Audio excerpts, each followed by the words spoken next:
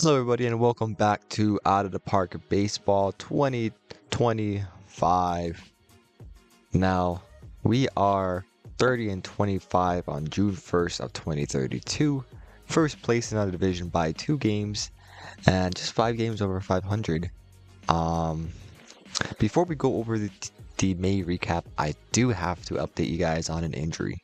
So Hagen Smith had a blistering start to the season, absolutely phenomenal, but he will be out for an unknown amount of time with an oblique strain that he occurred about 3 days ago, I want to say.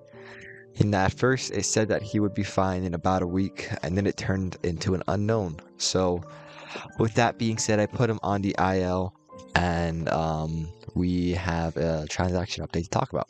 And that move involved Jefferson Lopez. We brought him back up to the big leagues because he was having a good season in AAA. So he will get another chance at the big league level until Hagen Smith comes back from his injury. Due to that, Jaden Ham has been moved back into the starting rotation, and we hope that he does well. With that being said, we can finally start the May recap. So in May, we went 15 and 13, identical to April, and that counts as a winning month. So that is nice. Our starters and bullpen ERA has been a little shaky, which is a little worrisome. Our starters hasn't been that good aside from Yuji Suzuki and Jaden Ham, which I will show later. But the bullpen has been pretty good. You know, it could be better for sure. 4.01 ERA is not typical. Although we are walking less people and we are striking out more people than we usually do, so that is nice. On the batting side, it is typical, you know, what we would expect. On-base percentage is 5th in the AL, so that is nice. Slugging percentage is 9th. We hope to get that up. We are not a slugging team, but we are a walking team, and we don't strike out a lot. And we do steal bases, so that is a plus. Everything started on the pitching side of the recap. Jaden Ham has been nice out of the bullpen and in his starting rotation. Thus far, Andres Munoz has also been good, a bounce-back season for him. Yuji Suzuki is doing great, filling in the role for Kyle Johnson out of the starting rotation. And Brian Perez, despite putting up a 3.42 ERA, is still having a good season. Actually might be his worst season, even though it is only a 3.42 ERA with a 127 OPS+. Osiris Yermon could get it going, but he is doing nicely thus far. And same with Henry Lalin. George Kirby, however, and Valenciunas and Bale has to get it going if we want to win this division. They are 3 starters who we kind of need, especially with Johnson and Hagen Smith being out. And we need at least 2 of them to bounce back. Carson Brumball also needs to bounce back. He hasn't been doing good in the beginning, but he has been doing nicely lately. And Josh Hader, who we signed, did go down. His velocity went down quite a bit. And he's retiring at the end of the season. So, we may have to make some changes over there and do some things in the setup role. Looking at the lineup, as we can see, Juan Soto is doing nicely, leading the team with a 440 on-base percentage and has popped on 9 homers. Yomi Schroth has surprisingly had a good season despite playing only 14 games. He's hitting over 300. Julio Rodriguez having another Julio Rodriguez season, the MVP from 2031. Off to a great start, popping out 12 bombs. Cole Young has been nicely as well, nearly a 400 on-base percentage. And surprise candidate, Daniel Cueva, who we have put in because of a struggling Graham Pauley, is hitting 331 and gives me flashbacks to Otto Lopez when Otto Lopez nearly claimed the batting title in his rookie season. Cueva is doing quite nicely. Brunson is doing decently along with Jim Whitmore, and Jimmy Neal has come back from the IL and is doing nicely. Now, people I want to talk about that aren't doing good is Greg Zona. Despite his glove, his bat is horrible. It has went down quite a bit, and I'm not sure how much longer we can put up with his bat despite his great glove. Brendan Serafini has also taken a step back. He is nowhere near the player he was last year or in AAA. Hopefully he can bounce back, although he will probably be in a limited role going forward. And Graham Pauley is off to a slow start. As we know, he's tore his back muscle last postseason, so that might be why, but hopefully he can get things going. If not, then Cueva might be the full-time first baseman going forward. And lastly, Eminent Thorne is off to a rough start as well. he is a good defensive catcher, but Yomi Schroth hitting over 300 and his defensive wizardness might snag that starting lineup spot from him. And lastly, if you guys didn't see, I have shown it, but we have promoted Danny Matthews. Danny Matthews was tearing the covers off of balls in AAA, 23 homers in 52 games with an 1100 OPS. I mean, we had no option but to bring this guy up. So he is up and he will be the starting third baseman going forward. Unfortunately, that does mean that Cutter Coffee has been demoted to the minors. Playoff legend, but in the regular season, he just can't really, he struggles a lot because he is mostly a platoon bat and his development is going backwards. So Cutter Coffee, weird spot for him, but he is in the minors. So it is July 1st, 2032. We are 41 and 42.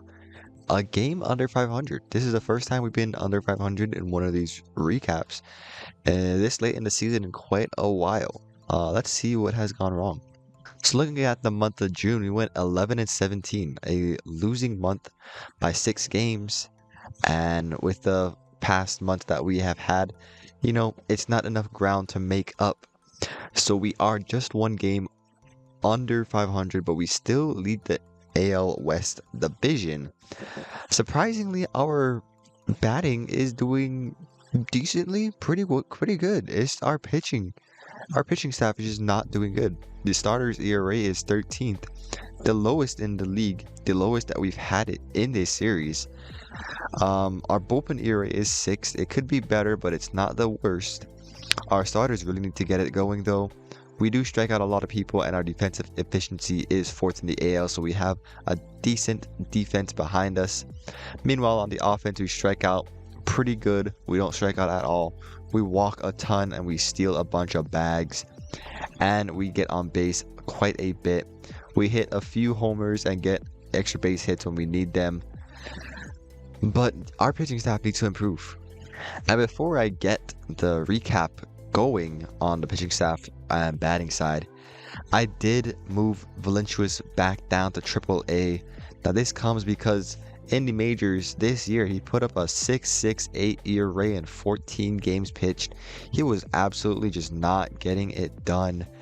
And so far in 2 starts he has looked nice, and I didn't realize this. I guess I should have paid more attention to it. He has an elite fastball, elite slider, and that's it. That's the 2 pitches that he has. His changeup is getting worked on, but these 2 pitches are the pitches that have been getting him going, and I think the league has finally adjusted to him and know pretty much everything they need to know about him. Hopefully he can get that changeup going, but he may be in the minors for a little bit more. I'm hoping to call him back up if he starts to dominate. And with that move, I'm not sure if I talked about it already, but Hagen Smith did come back from the IL. That is the corresponding move that I made for Valencius. Hagen Smith, a better pitch mix, and has had a better season thus far. As we know, he signed his 2-year deal for $22 million and has done good thus far. Kind of the only pitcher in the pitching staff other than potentially Yuji Suzuki, who is doing good. Brayan Bello needs to get it going though. Same with George Kirby, although Kirby's ratings have gone down significantly. He might just be a reliever for the rest of his contract after this season. We will see how things go on that side. Kyle Johnson has been a little iffy as well. A 3-pitch mix kind of guy. Used to be a 2-way player, but he is too injury prone to do that now. Hopefully these pitchers, the starting staff, can get it going. If you notice, Brayan Perez is no longer the closer. That is because he has a 4.01 ERA. A really bad ERA in his first season as the full-time closer, and just hasn't been doing good. I moved him back to the setup role. Hopefully he can go back to his old ways in that role. Andres Munoz is the closer going forward. He has done decently this season, his last year of that extension we gave him. 33-year-old legend, 33-year-old closer. You know, hopefully he does good. But as we can see here, Carson Brumbro brought back up. He's been nice, and that's kind of it. The rest of the pitchers in the bullpen have kind of been underperforming, I do want to say. Like Osiris Yaman, a 4.46 ERA. We got to get that better He's got to get that going. Joey Volchko, he does have only 13 games under his belt, and I do expect him to bounce back, but he has to do it soon. Henry Lalline has been bad. Josh Hader has been bad. Hader is retiring at the end of the season, and his ratings show that.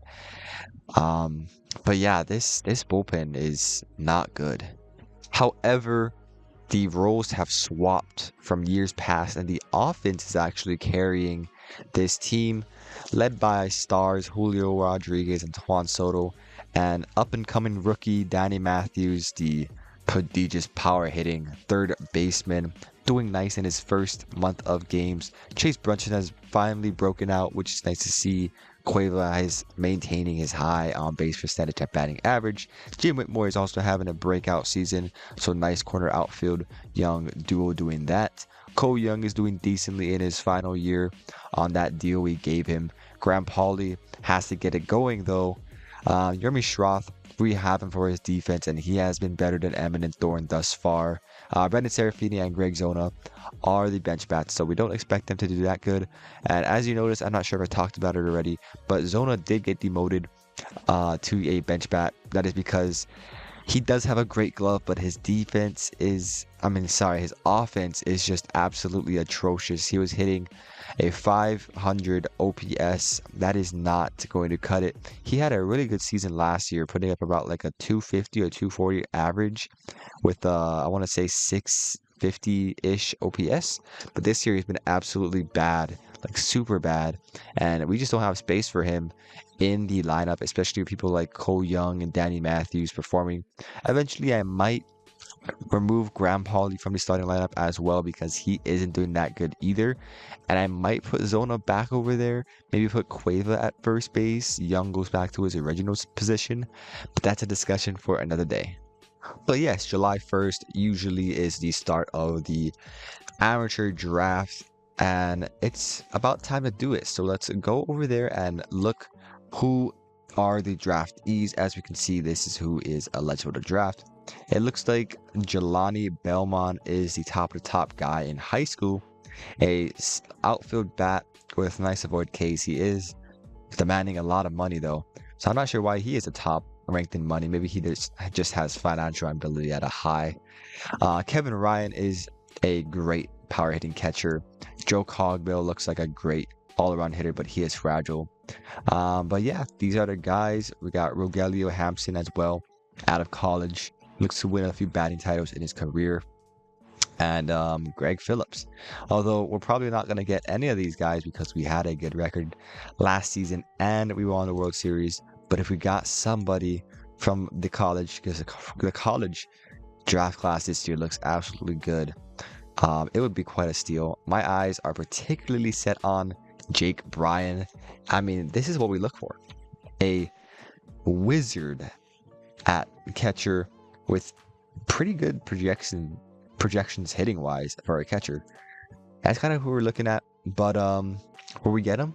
I guess we'll find out. Let's start the draft.